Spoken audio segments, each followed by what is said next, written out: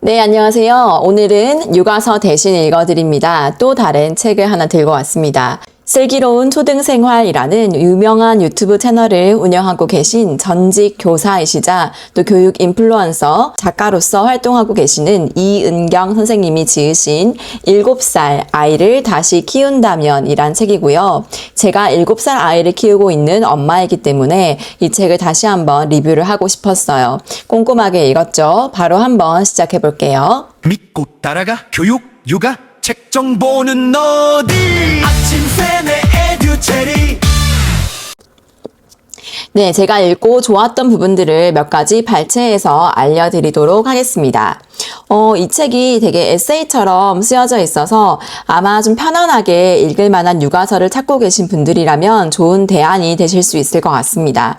저는 개인적으로 조금 아쉬운 부분도 있었어요. 왜냐하면 이 책에 실려있는 선생님의 일화나 이런 것들이 아주 처음의 일은 아니고, 그러니까 처음 보는 글들은 아니고, 선생님의 책을 몇 번 읽어본 독자라면, 왠지 비슷한 이야기를 하시는 것 같다라는 느낌을 좀 받을 때가 있을 거예요. 저 역시나 선생님께서 정말 새로운 어떤 인스파이어 되는 소재를 주셨다기보다는 이것을 7살의 관점에서 다시 한번 풀어 쓰셨다라는 느낌이 들었고, 지난번에 선생님이 쓰셨던 다양한 전작들, 전작 교육서들을 일맥상통하는 그런 맥락에서 편안하게 재밌게 읽었습니다. 네, 제가 좋았던 부분들을 몇 가지 발췌해서 바로 알려드릴게요. 자, 우선은 저녁 8시에 강제 독서 시간을 가졌다라는 부분이 나와요. 이 책의 이 소제목의 챕터가 우리 집의 저녁 8시 풍경이라는 부분입니다.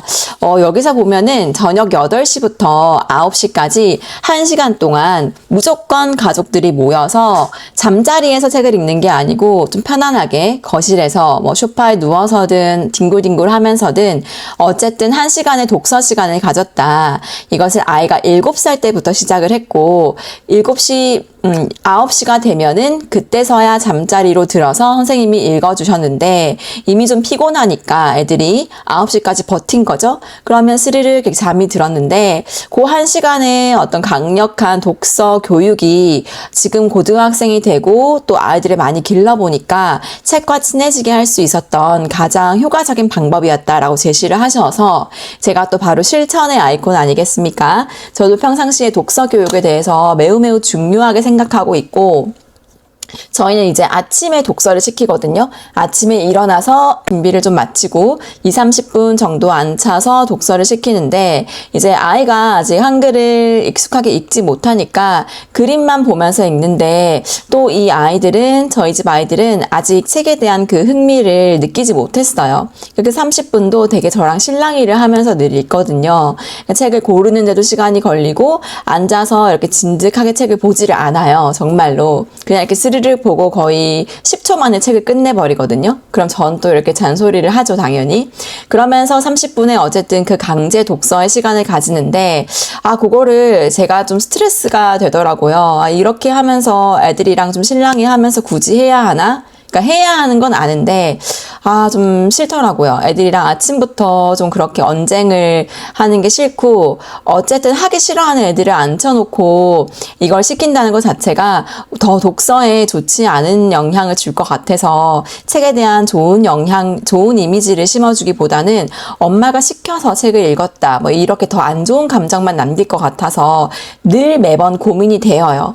그렇지만 그럼에도 불구하고 책은 읽어야 하는 것이기 때문에 제가 강제적으로 하고 있는데 이 책 챕터에서 8시부터 9시까지 1시간 동안 책을 읽혔다라는 걸 보고 나와 또 다른 누군가가 이렇게 강력한 독서 교육을 했었구나. 그리고 좀 시간이 지나서 그걸 반추했을 때 효과가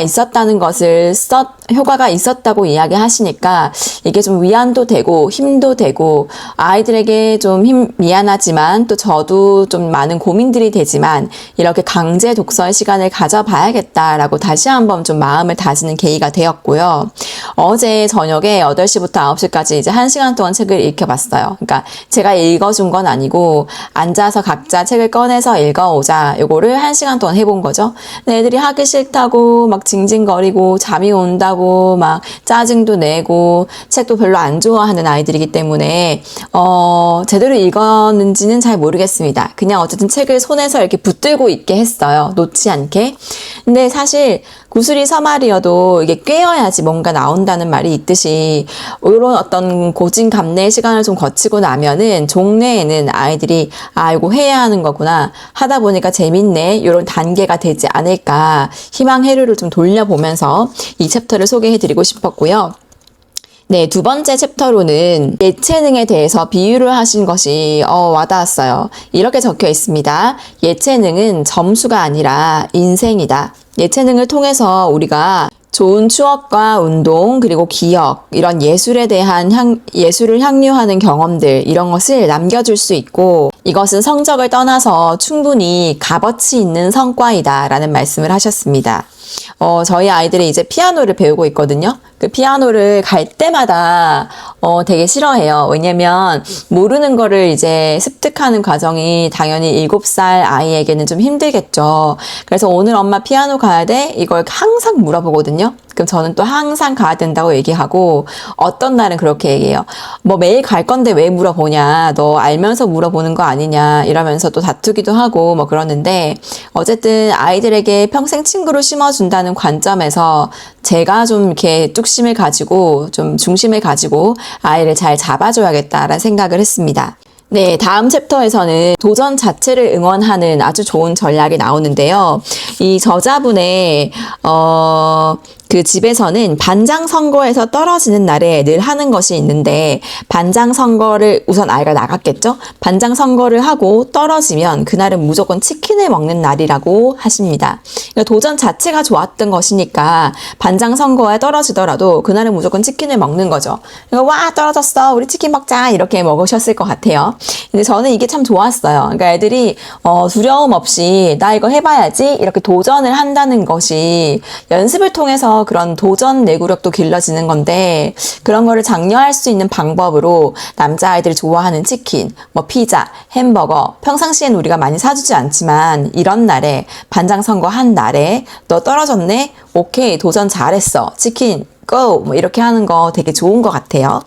네, 다음으로 또 제가 체크해놨던 부분은 아이의 취침 시간에 관한 거예요. 이제 취침 시간을 무조건 초등학생 때 9시로 정하셨다고 합니다. 그러니까 9시를 넘으면 무조건 딱 불을 끄는 거죠. 그러니까 애랑 내고를 하지 않고 그냥 정하셨다고 해요. 그러면서 이런 구절이 있는데 이게 되게 와닿았어요. 읽어드릴게요.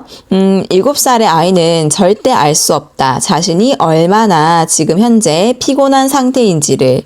지금 잠을 청하면 내일은 또 선물 같은 하루가 펼쳐질 것이라는 것을 그리고 잠을 잘 자면 얼마나 행복하고 활기 넘치는 삶이 펼쳐질 것인지를 이렇게 적혀 있어요.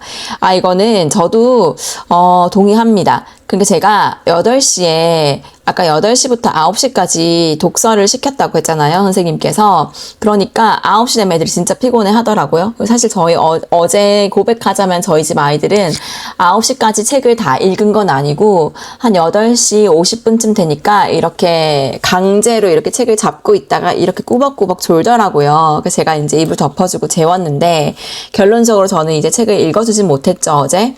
근데 어쨌든 9시에 이렇게 잘 수 있겠다는 생각도 들면서 좀 빠른 육퇴를 할 수 있겠는데 이거 좋다 이런 생각도 했었어요. 그러니까 아이들한테는 잠이 정말 필요한 시기이고 이게 그래서 더 사이클을 오전으로 앞당겨서 제 이름이 또 아침쌤이지 않습니까? 아침에 어머니들 또 워킹맘들은 바쁘신 거 알아요. 제가 잠깐 지금 휴직하고 있지만 저도 아침에 정신이 없는데 얼마나 더 바쁘실까 짐작이 됩니다. 그런데도 불구하고 아이들 일찍 재우고 일찍 일어나서 뭐 1시간은 안 되겠지만 30분이라도 애들이랑 밥 먹으면서 책 읽고 뭐 같이 한 30분 독서 30분 같이 공부 봐주고 아니면 오늘 해야 할 거 뭐 공부 계획표로 같이 짠다거나 아침에 그런 시간을 딱 30분 혹은 여유가 되시면은 뭐 1시간 정도 가지시는 것을 강추드리고 9시에는 불을 딱 끄시는 것을 이 저자분처럼 저도 추천을 드립니다. 예전 영상에서 그 영국에 제가 교사 연수로 홈스테이 했었던 그 중산층 가정 기억나시죠?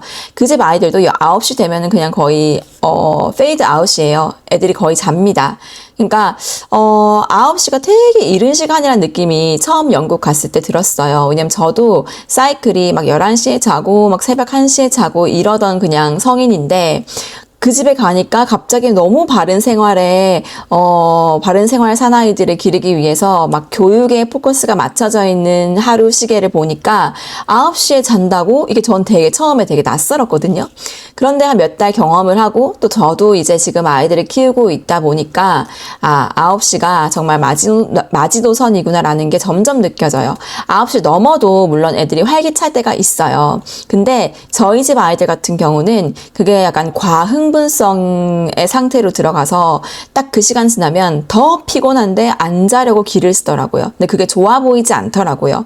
딱 건강하게 편안한 상태로 잠에 빠지지 않고 막 흥분해가지고 놀다가 나중엔 정말 지쳐서 잠이 드는데 그렇게 잠이 들게 하고 싶진 않았습니다. 저도 우리 성인들도 막 지쳐서 잠들기보다는 내가 딱 정해진 시간에 난 10시에 잘 거야. 휴대폰 끄고 기분 좋게 누워서 명상하거나 이러면서 오늘 하루 어떤 일이 있었는지 돌아보고 잠자는 게 훨씬 좋잖아요.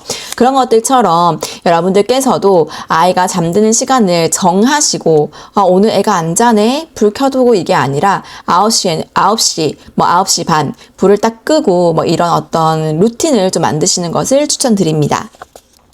네, 다음으로 또 제가 발췌를 했던 부분은 진짜 이거는 좋습니다. 이 문장이 되게 좋았어요. 바로 불러드릴게요. 7살 때 나눌 수 없는 이야기는 17살에게는 꺼낼 수도 없다. 그러니까 지금 7살 아이한테 내가 부모로서 나눌 수 없는 이야기는 아이가 사춘기가 되면은 전혀 나눌 수가 없다. 생각조차 못한다. 이런 말인데요. 제가 또 중학교 교사이지 않습니까? 사춘기 시기 아이들은 부모님과의 단절을 정말 많이 경험을 하고 있더라고요. 소통을 원하는데 이미 아주 오래전부터 부모랑 대화하는 것이 익숙하지 않은 가정 환경에서 자란 친구들은 자신의 진로 고민, 또 공부 고민 이런 것들을 나눌 사람이 없어서 답답하고 본인들도 어떻게 뭐 그런 진로 고민, 인생 고민을 해결해야 될지 모르니까 그게 더 반항심으로 이어지기도 하고 또 혼자만의 땅굴을 파고 들어가기도 하고 뭐 이런 경우를 너무 많이 봤어요.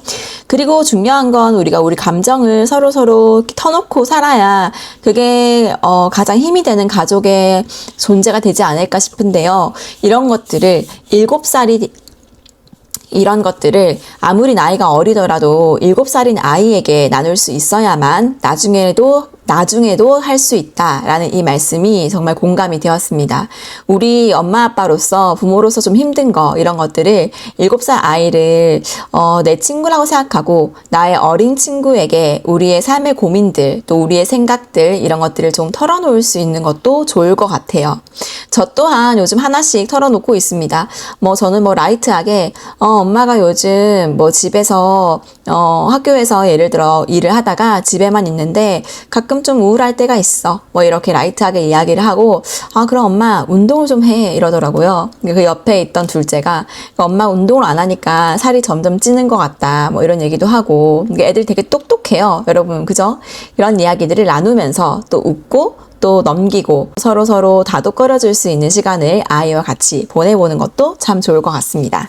네, 이제 마지막으로 발췌한 부분이에요. 자, 이 부분에서는 이 교육 인플루언서이신 이은경 저자가 아이들에게 스마트폰을 언제 주었는지에 대해서 구체적인 시기가 나오는데 알려드리고 싶어요. 중학교에 들어서면서 2G폰을 사주셨대요. 그러면서 그 2G폰이 전화랑 메시지만 가능하게 되었고 고등학생이 되어서야 스마트폰을 지어주셨는데 그때는 이제 정말 아이들이 고등학생이니까 공부를 해야 하는 걸 본인이 알잖아요. 그래서 스스로 반납을 하기 시작했다. 그러니까 본인의 가정은 아이들이 스마트폰으로 인해서 그렇게 크게 실랑이를 하지 않았는데 다른 사람들이 이야기하기를 애들이 참 고분고분 말을 잘 들어서 좋겠어요 이렇게 이야기했는데 그게 아니다. 자기도 아이들이 어렸을 때 왜 우리는 스마트폰을 사주지 않느냐. 조르고 신랑이 하고 되게 이런 논쟁이 많았다. 근데 애한테 해로운 것을 줄 순 없지 않느냐라는 이야기를 하시면서 중학교 때 투지폰?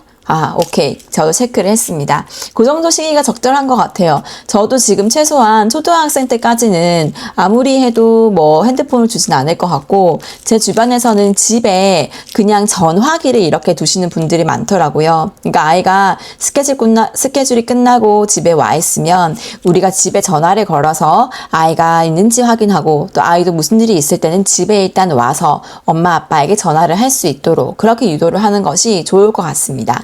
네, 오늘은 제가 읽고 싶었던 7살 아이를 다시 키운다면 이라는 이은경 저자님의 책을 발췌해서 육아서를 대신 읽어드렸어요. 이 책은 어렵지 않아요, 여러분. 그래서 혹시 저처럼 6살, 7살 아이를 키우고 계신 분들이라면 그냥 가볍게 뭐 하루 만에 후루룩 읽으실 수 있을 것이다 라는 생각이 들고요. 추천을 드립니다. 우리 여름은 또 독서의 계절이지 않겠습니까? 더운데 다른 데 가지 마시고 주말에 도서관 가셔서 좋은 책 많이 읽으시기를 바라고요. 다음 영상에서는 제 책이 출간되었습니다. 제가 어떤 책을 출간했는지 그 책 소개도 다시 곧바로 이어서 드릴게요. 기대 많이 해주세요. 굿바이.